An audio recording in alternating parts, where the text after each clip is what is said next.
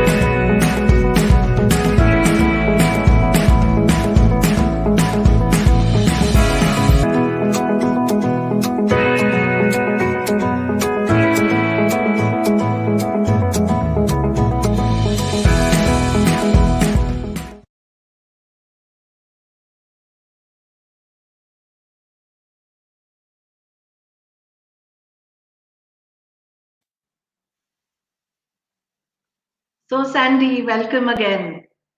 Lovely to have you today on the Helium Talk series. And let's start off, first of all, by asking you, where does the word mindfulness originate from? And do you think it's an appropriate word? Okay, thank you, Ameeta, for this invitation to talk and to share. Really speaking about mindfulness, presence, and actually the essence of just being, right? Uh, Right. so mindfulness, and you're asking about the word, what the word means, where does it come from, and uh, right now mindfulness is, it's really the buzzword across the world, Exactly. Yeah. in all sectors. What has made it really gain this kind of popularity is the whole lot of research that has gone into it that shows that it really has effects. But if you really look at mindfulness, it's really coming from Buddhism, which is like 2,500 years old. So it Right. is, and it's rooted in Buddhist philosophy. So all adaptations, everything that is taken uh, um, from Buddhism and from Buddhist philosophy.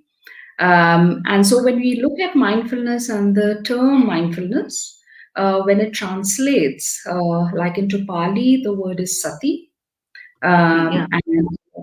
and in Sanskrit it's smriti. And what this means is, um, it's more in terms of, sometimes it's known as an awareness, a certain kind of attentiveness, and it's also a sense of, it also has the meaning of remembering, coming back into remembering again and again. So if we really look at mindfulness, it is, we are looking at a certain awareness.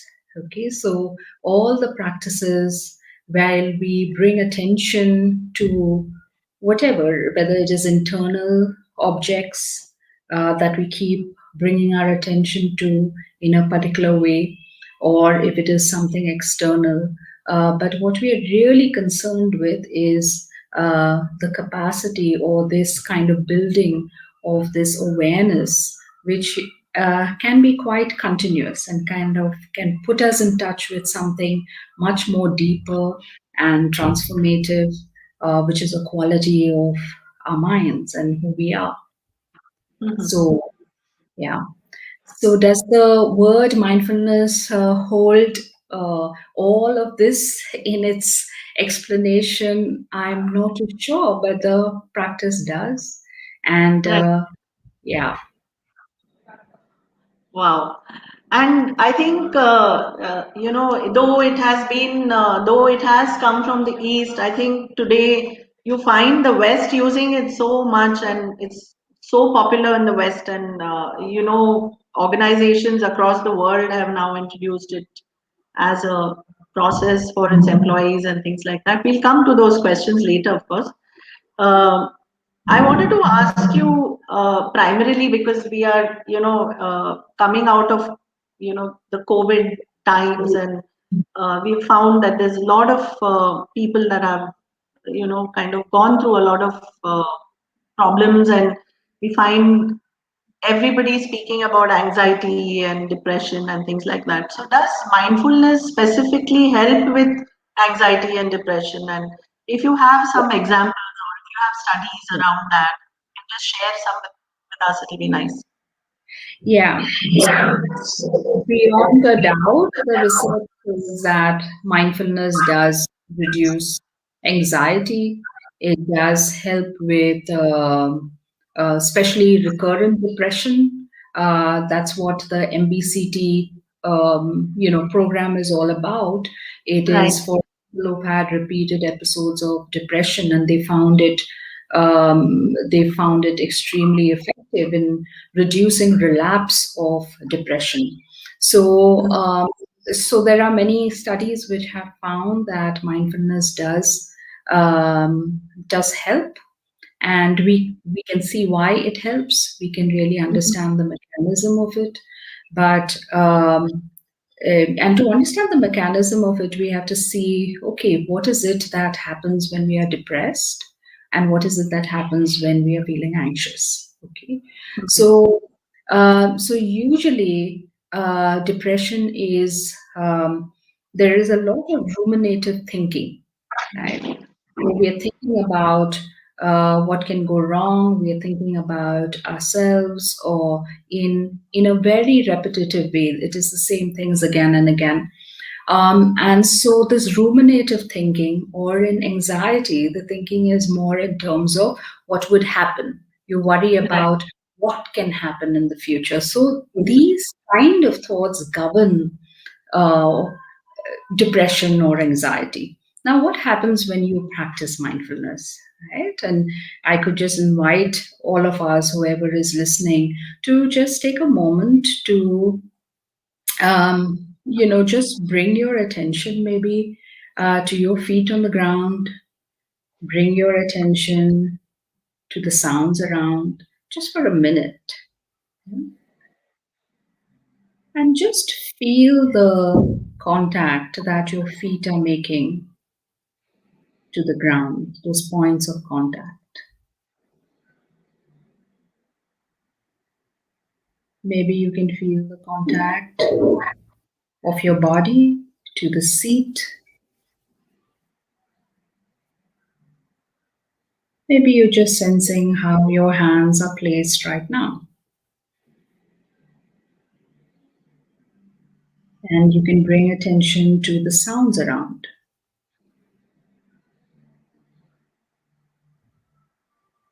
without really looking out for the sounds. Just let the sounds, just noticing the sounds as they reach you.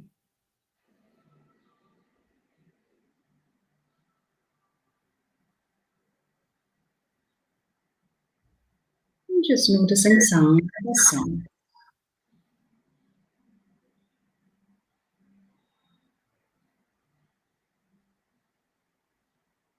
Okay.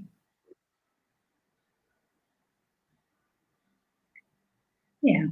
And we'll just see what is it that happened here as we just did this. And if and you might have noticed, Ameeta, that maybe bringing attention to sounds. I'm just wondering what happened for you when you did Right. that. Yeah, so it kind of just gets your whole attention to that particular thing only. And there's not much that's going on in the mind. There's not too Yeah. much of thought, but I think I felt that I was more present to the Yeah. floor, feeling of the floor against my skin or Yes. the seat. Yeah, Yes. So now all of these, what we did, become the anchors. Like you're feeling your feet on the ground, so that's an anchor for your right, attention, or the right, sounds as an anchor, or sometimes breath is an anchor, mhm, or the body is an anchor. So the right, first part is only the first stepping stone in terms of just letting the mind um, be with some object of attention. Okay. right, Now, what is happening though, for some people, maybe the thoughts stop. Maybe for some people, if we are beginning with a practice and even with seasoned practitioners, what happens is that there are thoughts and we let them be. So it's not about blocking out the thoughts, it's not about stopping the thoughts, it's not about controlling the thoughts, it's about just letting the thoughts be as your attention rests on whatever is the object, whether it is right, sound or breath or body. Okay. Now what happens with this is that over time the we learn to be able to consciously shift our attention to a particular object, as well as we become aware more and more of just our state of mind, the sensations that are arising, the thoughts that are arising, the feelings that are arising, without following the thought or suppressing the thought. mm, So, because right, every experience of ours brings us in touch with ourselves. So, it's not like we are looking for a particular state of mind when we are practicing mindfulness. We are just seeing how it is right now. mm, How is it in this moment? Okay. And allowing this experience to be just as is. Okay. Um, now that's a little hard to kind of, yeah, initially struggle with because there is the doing mind that comes in, right? right, It wants yeah, to do something, it wants to change something, it wants to shift something. Uh, and that is a way of moving away from this underlying feeling that is there, right? It's our way of coping that we have learned over many years. So, what we are doing with mindfulness practice is we are really actually getting in touch with ourselves even more intimately. And when we get in touch with what is this feeling, what is it that is happening right now, just with a sense of interest, you know, uh, when we are not getting caught up in it, when we are not pushing it away, then we start to get interested and we start to meet ourselves and our experiences with a certain amount of kindness. And that shifts a lot of things because then we are not the struggle that was there earlier, then shifts into a softer space of you can call it acceptance, but it's not a cognitive acceptance. It's more in terms of really letting oneself be, however it is, without needing to shift, change. And that's a great sense of inner freedom. Mm. Yeah. Wow. So it does help with depression, anxiety, definitely. It shifts the way we relate to our experiences. And that's the way mindfulness really works. It shifts our inner relationship when we are Right. not struggling so hard with what we are going through. Right. Right.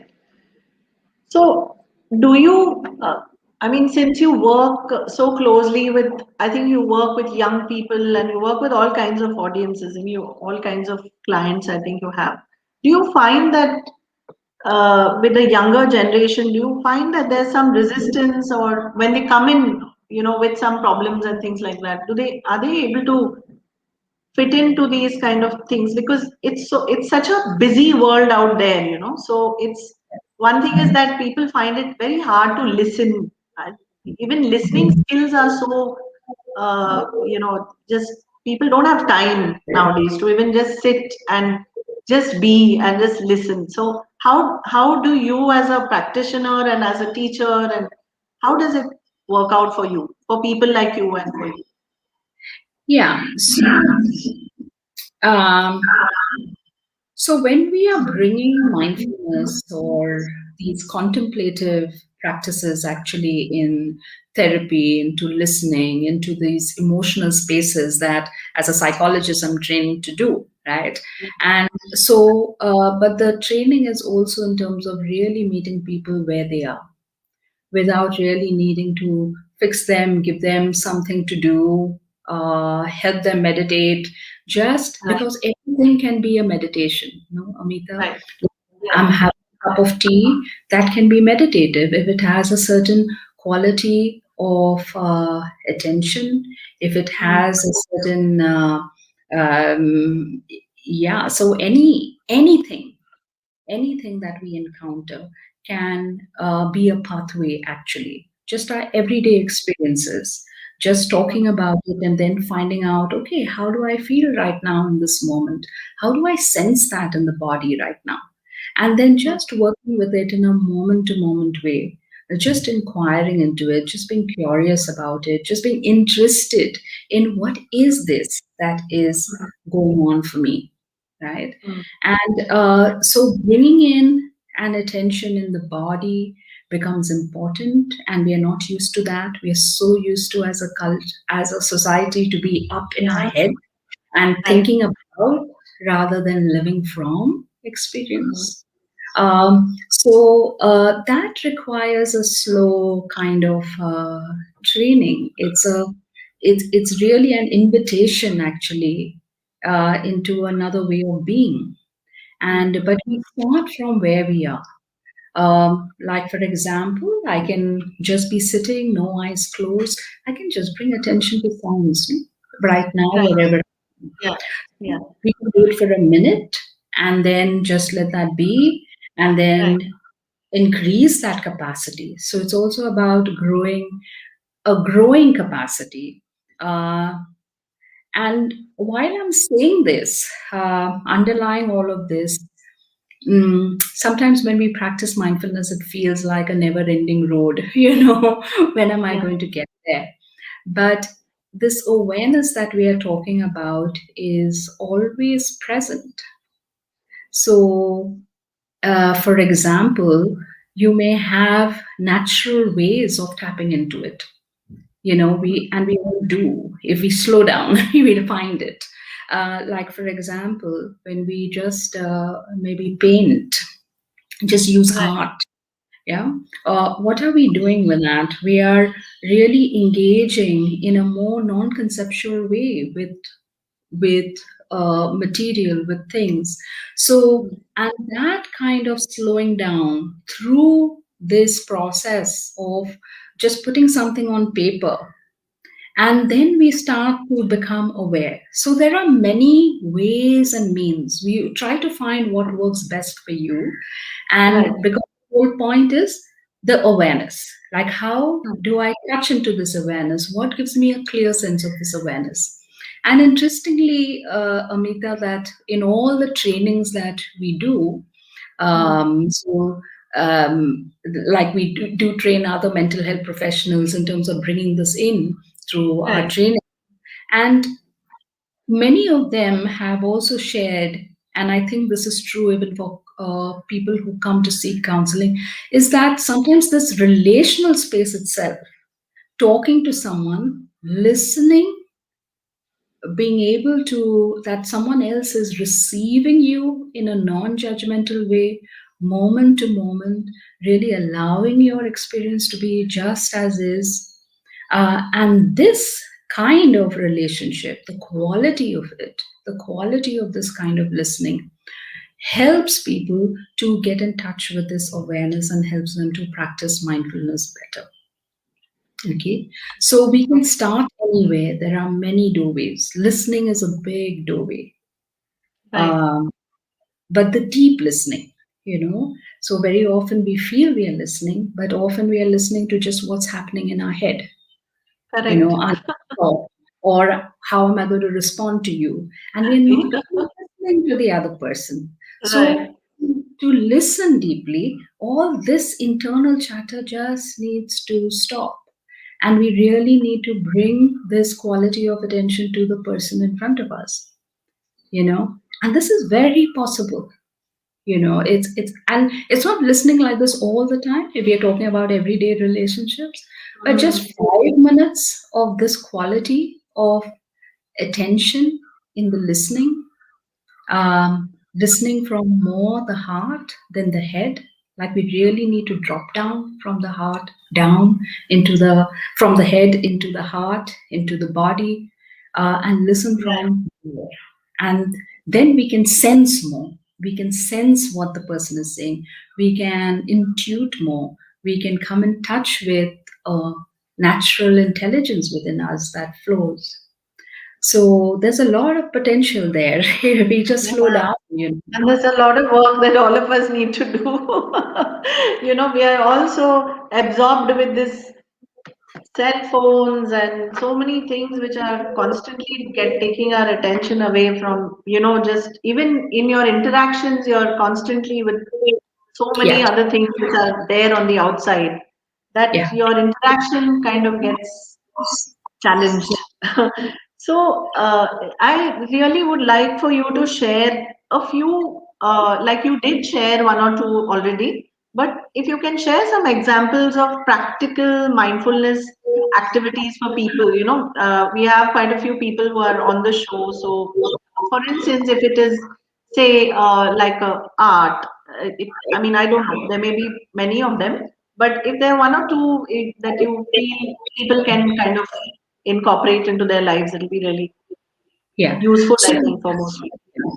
so when we are looking at mindfulness practice, like cultivating it as Right. a skill, so that we can really come in touch with this quality of mind that we all have. Yeah. Um, So the formal practices is one way. So the formal practices like sitting and watching the breath, being with the breath, uh, being aware of the breath moment to moment, being aware of sounds moment to moment, being aware of the body moment to moment. So any of the senses Right. or the body or breath can be chosen as anchor, right? Mhm. And we Mhm. can sit with that, and just cultivate a practice. Maybe we start with a few minutes. Just start where you are. Just start with what's okay for you. Mhm. With eyes open, you can practice with eyes open. You can practice with eyes closed. It's nice to practice with eyes open because then you're really letting everything else also just be. You don't have to retreat in, you can be in Right. the world and be in touch with yourself, which is what we want, right? So these are the formal practices. Now, Right. informal mindfulness, like you just want to bring it in everyday life, we just use these principles. Just Mhm. bring attention to the senses. You're cooking, right? Mhm. Just bring attention to the senses, the taste, the The smell, the smells and texture, aromas and the aroma, your washing utensils, you're noticing the water on your skin, you're taking a right. shower, just your everyday routine activity. You don't have to add another thing to it. You just Mhm. have to add this conscious attention. And you can, in these practices, also mindfulness is described as one wing of the bird and compassion is the other. So, in these Mhm. practices, you can also bring in just a gentleness. Like, let's say you're just an everyday thing. You're just creaming your hands, right? Right. Bring in gentleness to it, just moment by moment, noticing the touch, noticing the feel, just doing it for 5 minutes. A good thing to do is just choose one everyday activity to begin with, which you can Mhm. then sustain, right? Right. Over a period of time, you're just engaging in that, and you find yourself that you just come into this awareness, just when you're doing that activity. So, so that's the way you can just bring it with anything that you're doing. Like you're at work and you're just switching on your laptop and just take that 1 minute to just pause. 1 minute, just as things are getting set up, to just take a minute to just sense into, like we did earlier, sensing Right. into contact with the ground, just seeing the sounds, and then starting. Sometimes short practices, many times, can be extremely helpful, right? Mhm. Just 1 or 2 minutes, taking these breaks, taking these pauses, Mhm. uh, rather than having it as a continuous kind of like cycle. Right. Uh, Right. so it can really help that way. Being Yeah, in very, peace. very useful and helpful things that you've shared. All of Yeah. them are quite simple, and I think, uh, I think we, all of us need to just become mindful and just slow down our pace as well. I find that even with myself, though I'm very aware and I do practice it, but slowing down the pace of stuff, because there's so many things to attend to, like you said, no, all the stuff that is there in the head. To just kind of coming into slowing down things, I think helps also to some extent, at least for me. Yes, Right? yes, very much. Yeah. Very much. Slowing down, pausing every now and Pausing, then. yeah. Yeah.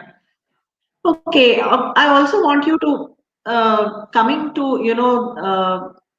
there are organizations like Google, and I'm sure our audiences and all of us know that Google is using mindfulness as a. I think that's one of the activities that they have for the employees, and John Kabat-Zinn's his all his sessions which they do at Google and the various other organizations too. But I want you to throw some light on mindfulness and its impact on performance and productivity, because I find that coming from I come from the HR space, so generally. How do you see this happening, and do you work with corporates, and do you see it being Yeah. used by corporates? So we do work, we do have programs for organizations, and we choose to do more long-term work because, something like mindfulness does need that kind of cultivation. And if we really want to bring it into organizational culture, then we really need to work step by step. Um, So, again, lots of studies that show that mindfulness improves productivity, improves performance, improves attention. But to me, those are just the what you say, the side benefits, that you get. So yes, there is all of that. But what it does is that it really puts people in touch with themselves. Other very relevant studies, Amita, is that mindfulness, because what research has found found that the way mindfulness works on the brain is that through practice, it's the prefrontal cortex that starts to get really, some parts Activate. of it really get deepened. Mhm. And most of these parts, one of these parts is to do with empathy. And so you Ah, do increase levels of empathy, increase levels of connection in the workplace. That okay. also start to happen, and that's great for really building a sense of team. Another very important aspect is, apart from the attention Right. and empathy, is that it also builds on our ability to for creative decision making when we are Mhm. not so caught up in what's going to go wrong or what went wrong in the past. Then we are Mhm. right here with this, whatever is the issue, whatever is the problem, and we are really able to see it in new light. uh, Mhm. so, so these are three very important aspects that really kind of come in with mindfulness practice. Of course, organizations take to it very differently. Like Yeah. not everyone signs up, and we can't even look at mindfulness as a one size fits all kind of practice. Right. It has to be modified because we are so different and unique in our own way, even though we are talking about this awareness. So it helps to see what is it that works to start with, also being able to listen into oneself and see what's the practice that is very supportive to me, and adopting that practice, and as a team adopting that practice, as an organization adopting those practices Mhm. and rituals, and developing a certain culture that has all of these benefits then. Right. Yeah.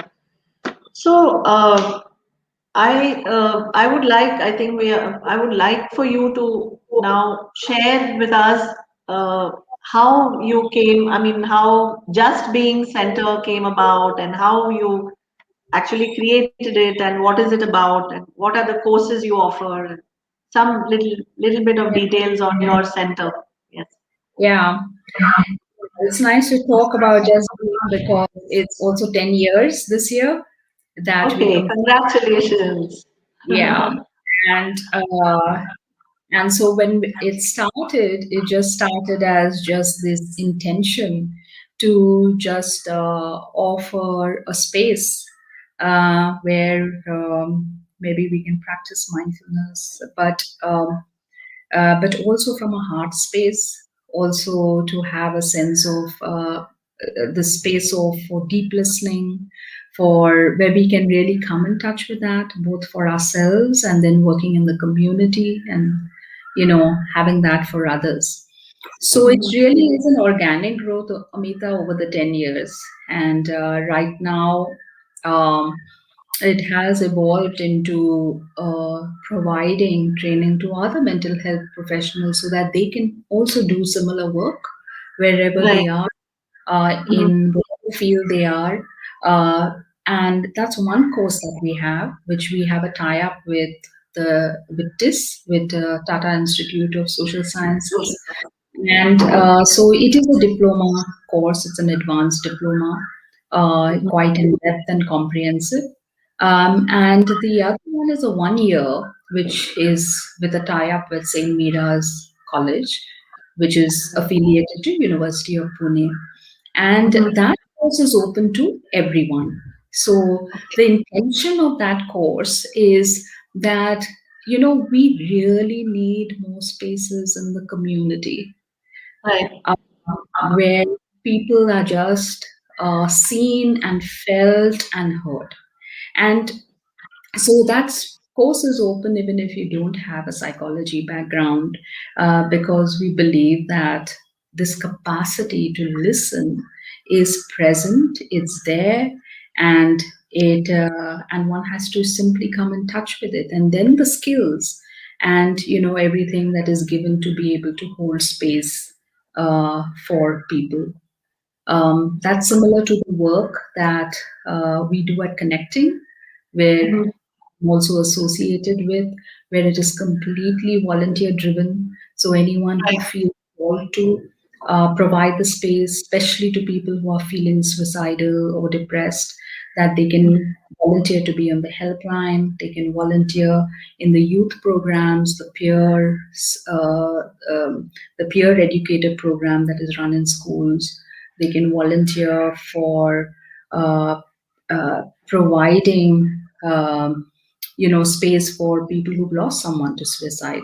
So there Right. too, the basis of it is this listening, and where also the emphasis, Amita, because we don't seem to kind of put the emphasis on the person, on not who we are kind of like dealing with, but for example, the practitioner, for example, me as a therapist, to really work with myself first, and to really come into and really have a holding for my feelings, for what is going on for me, have a way in which I can be with myself so that I can be there for others.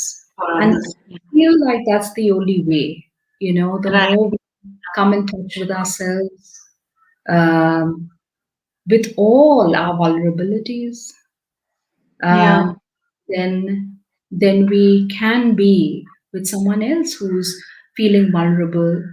We automatically are non-judging then, Mm. and we sense into what's the other person is feeling and what they are going through, and can hold that space for them. Yeah. I really liked, I was just catching up on some of the things that you do, and I really liked your course that you offer for people having relationship. I think you call it relational mindfulness or something. Yes, yes, Yeah. So do you want to just tell us a little? Because I find that again in relationships, people are so, they are so self-absorbed, or everybody is only thinking about themselves, and it's okay, I guess. I don't want to be coming from a judgmental space, but we don't have time. We don't have time to listen, and then we find that a lot of relationships are breaking down, and we so, is it, I mean, do you work with families or do you work with, yes. yeah, so I would like for you to please share something Yeah, about it. very much. For I think ever since we started, we've been having these mindfulness retreats for families, where Right. families come together. We practice mindfulness. We practice this deep listening, which is the relational mindfulness. So, how can I be present? What relational mindfulness is really about is how can I be present in myself, really notice what is going on for me, give space for that as I am listening and being open to what the other person is saying. A very simple, thing that I mean, we can all do is when the next time you're just listening to maybe a close one, and especially this is very relevant when we are listening to to people close to us, because we're not really listening, because we've already formed how they are and we've already Yeah. formed opinions. So it requires a conscious attention to just stop, and just for the next 5 minutes, don't interrupt, just be receptive and sense what this urge, to come in, this urge to say something, the urge to correct, the urge to disagree, and to just work with that urge, to just stop it, to just kind of like hold back and turn attention to the other person and say, okay, and be interested. Like, what makes you say that? What's going on for you? How do you feel about it? Right? Mm. And then letting the person go wherever they want to go with that, you Right. know, Yeah. uh, and, and then coming in with what you feel, how something has touched you, and in what they've said, and then it can be a really authentic, deep conversation. It has a potential to be. So we are sitting on all of this. We have resources, we have the capacity. So we can come into it. Uh, with a certain conscious intention. Sometimes what happens is that in relationships, sometimes it doesn't feel safe to do that. Not all relationships feel safe where they are currently for a variety of reasons. And so we need to find our spaces, our safe spaces. Sometimes we don't find it in human interaction, but nature can offer that, right? Mm. Maybe being with nature where you just feel like, okay, I can just be here. And there's just that resting that happens, within Yeah, yourself. So that can also bring us into this kind of like state, the same thing that a human relationship can do till we find our safe spaces. yeah, Pets can bring us into this space, right? So anything, there are many ways, there are many routes where we can touch into something deep within us and bring that in our relationship slowly. Uh, in a way that feels okay for us and with people where it feels okay for us. So we need to build more community right. space. Just listening, you can just come as you are and just be as you are and just be received and receive, be seen, be listened to. Yeah, it's what we all want. Nice. Yeah, beautiful.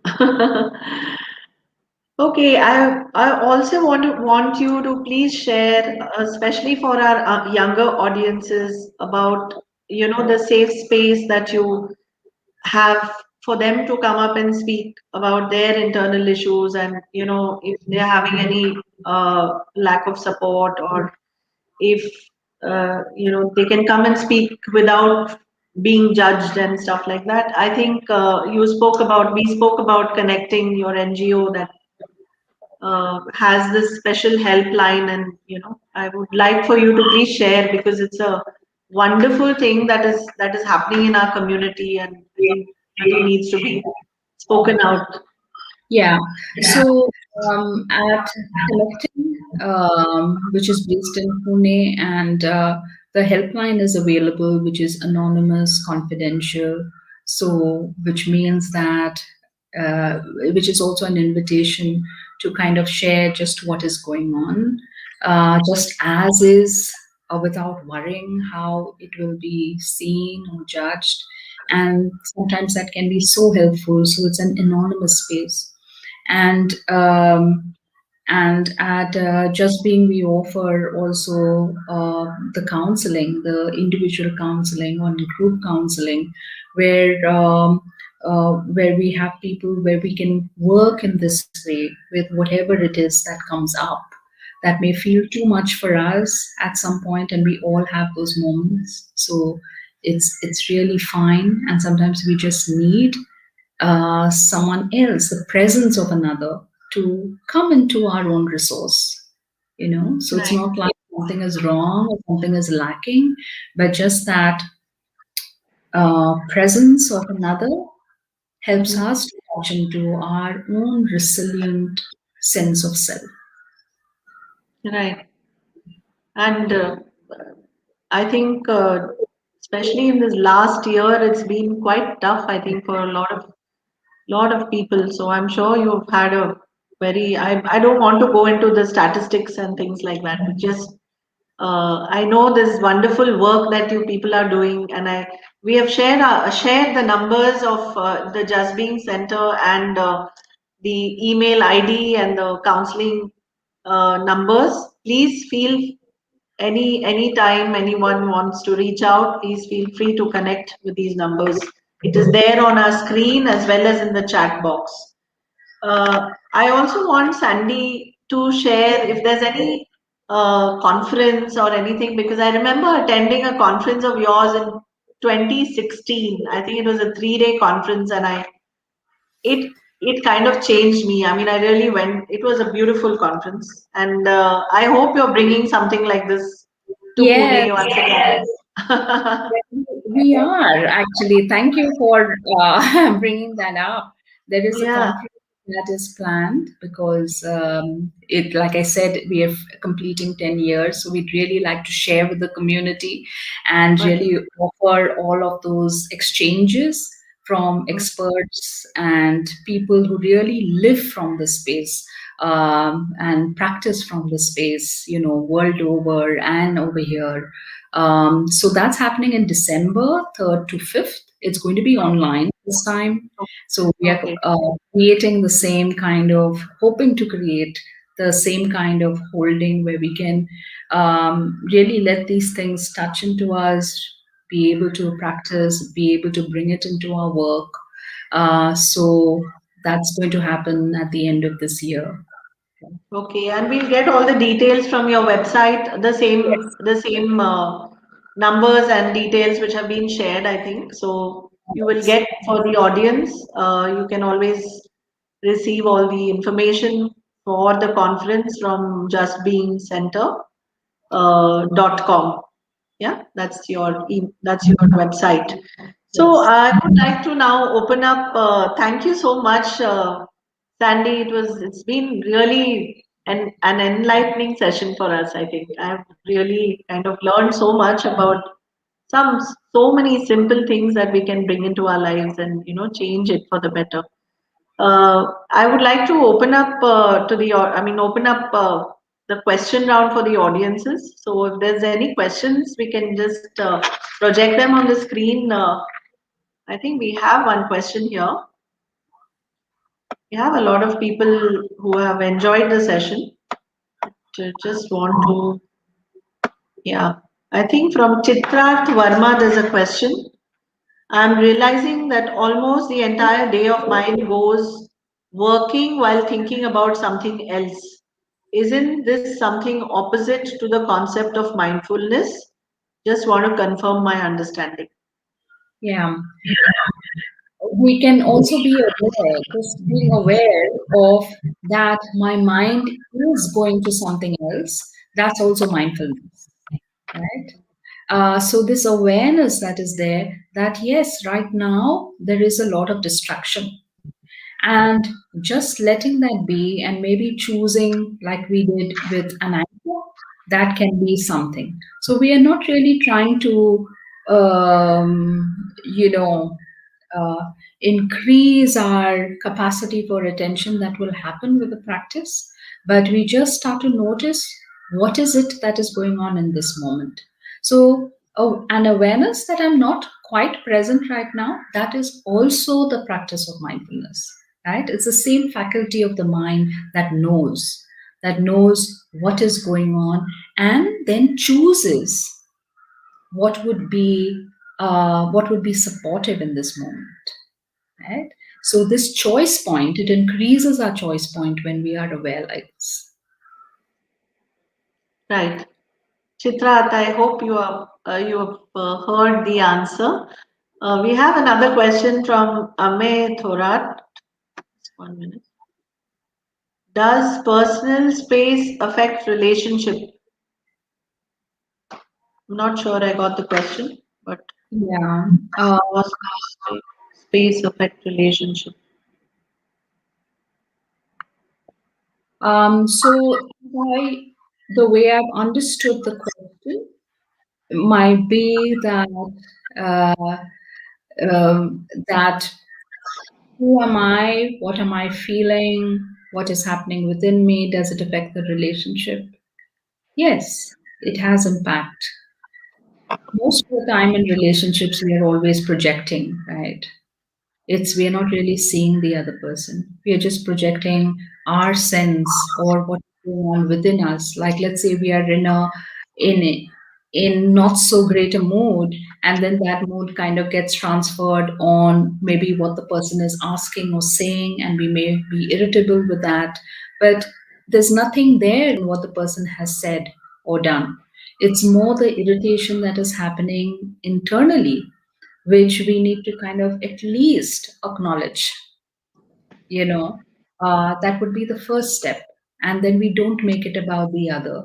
Uh, and we really are with this irritation and just taking care of what is needed, or say something to the other that maybe I'll talk later on. So maybe this internal space, which probably I'm taking as personal space, um, is the first thing that we need to take care of, and that's why I think these talks that you're having, Amita, are so valuable, because it offers these possibilities of how we can really be with ourselves.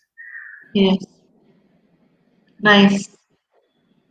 Thank you for that. And do we have any more questions? I think if we are done, we can. If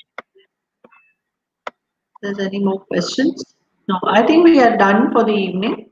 So, thank you so much, Sandy. It was really a very, very nice and interesting session. I'm sure a lot of people are going to be, connecting with you now. There's a lot of stuff that is going to be available, and audiences can connect with Just Being Center. They have some wonderful programs that they do right through the year. So if you get onto their website, you'll get to know, and they have a lot of resources also on their website, a lot of videos. There's a lot of stuff which Just Being Center has put up on their website. So you can log into their website and get whatever information you want. And I want to thank Sandy and Namaste, Sandy. It was really wonderful having you on our show, and look forward to meeting you in person soon. Yes, yes. Thank you. It's a pleasure to be here. Yeah. Thank you. You have a compliment from Ophelia. Simple, doable, and meaningful. Sandy is such a gentle person. God bless. Thank you, Ophelia. All right. Thank you.